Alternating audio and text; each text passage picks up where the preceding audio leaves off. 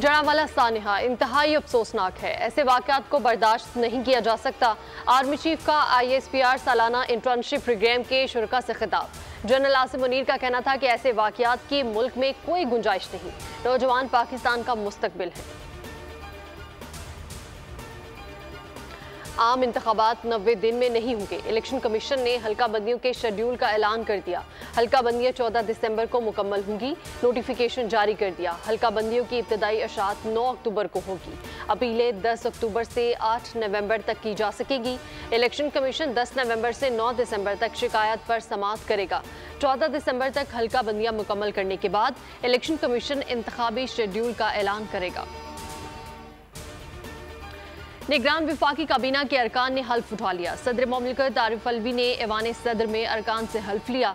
हल्फ लेने वालों में जलील अब्बास जलानी, शमशाद अख्तर, मुर्तजा सोलंगी, सरफराज बुगटी, डॉक्टर उमर सैफ वजीर, अहमद तारड़, अनीक अहमद, ताबिश गोहर, एजाज गोहर, ब्रिगेडियर रिटायर्ड मुजफ्फर रांझा शामिल हैं, जबकि lieutenant general retired Anwar Ali, मदद अली सिंधी, आयशा रजा फारूकी भी शामिल हैं। ज़राए के मुताबिक विफाकी काबीना में 7 मुआवने खुसूसी भी शामिल किए जाएंगे। निगरान वज़ीर आला सिंध जस्टिस रिटायर्ड मकबूल बाकिर ने ओहदे का हल्फ उठा लिया। गवर्नर सिंध कामरान तिसोरी ने गवर्नर हाउस में निगरान वज़ीर आला सिंध से ओहदे का हल्फ लिया। मुराद अली शाह भी इस मौके पर मौजूद थे। हल्फ बर्दारी की तकरीब में पीपल्स पार्टी, MQM पाकिस्तान और GDA समेत दीगर जमातों के रहनुमा शरीक हुए। मुल्क की तरक्की के लिए रहनुमाई का तालिब हूँ। सियासी सफर की इब्तिदा आपके साथ की, अब भी आपसे सरपरस्ती चाहता हूँ। निगरान वज़ीर आज़म का चौधरी शुजात से टेलीफोनिक रब्ता। अनवारुल हक काकर ने खैरियत दरियाफ्त की। कौमी खिदमात पर खराज तहसीन पेश किया। कहा कि बलूचिस्तान के हकूक़ के लिए आपने हमेशा आवाज़ बुलंद की।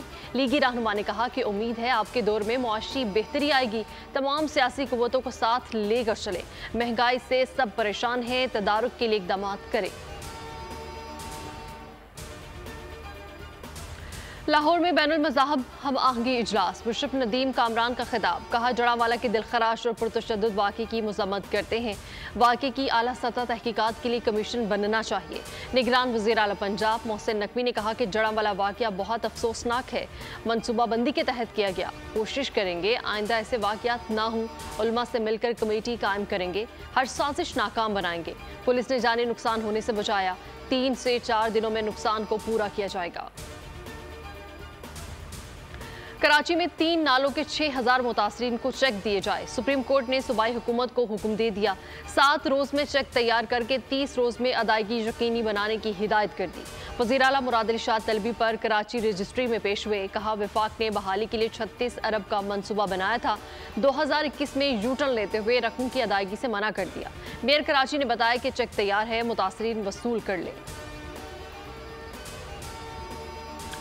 रानीपुर में 10 साल कमसिन मुलाजमा की तशद्दुद से मौत। खैरपुर की अदालत ने फातिमा की कब्र कुशाई की इजाज़त दे दी। बच्ची पर तशद्दुद और मौत की वजह सामने आ सकेगी।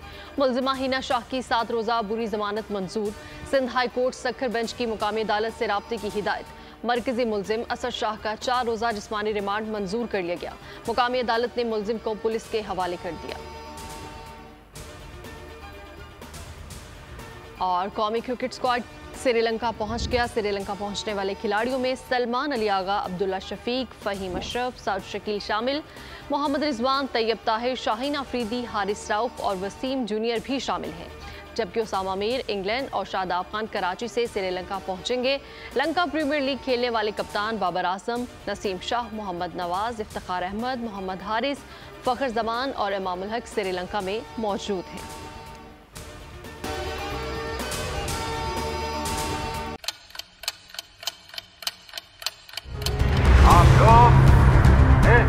पाकिस्तान में आजाद है। सहाफती उसूलों पर कारबंद बोल न्यूज ने रखी रिवायत बरकरार। बोल न्यूज की जानिब से देखने वालों को यौम आजादी की बेहद मुबारकबाद। मुल्क भर से जश्न आजादी की तकरीबात बोल ने दिखाई अपनी स्क्रीन पर।